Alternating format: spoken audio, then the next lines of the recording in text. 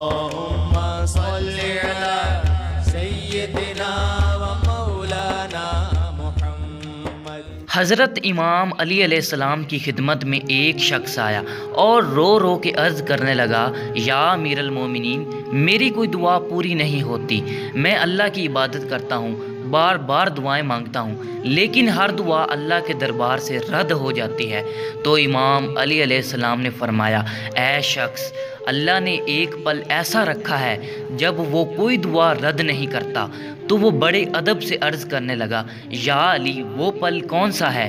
تو امام علی علیہ السلام نے فرمایا، جب انسان روزہ رکھتا ہے اور پورا دن اللہ کے لیے اپنی خواہشات پر قابو پاتا ہے، جب روزہ کھولنے کا وقت آتا ہے تو اللہ فرشتوں سے کہتا ہے، جاؤ، اس پل جو بندہ جو دعا مانگے وہ قبول کر دو۔ تمہیں مانگنا نہیں آتا لیکن اسے دینا آتا ہے۔ اس نے کہا، یا علی، میں کس طرح سے مانگوں؟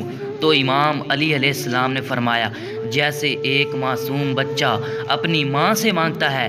اے شخص، تم روزہ کھولتے وقت اپنے پروردگار عالم کے دربار میں عرض کرو کہ اے میرے اللہ، یہ تیرا بندہ گناہ گار ہے، اس کی ہڈیوں میں دوزخ کی آگ برداشت کرنے کی طاقت نہیں ہے اور نہ ہی اتنی قوت ہے کہ تیری رحمت کے بغیر جی سکے۔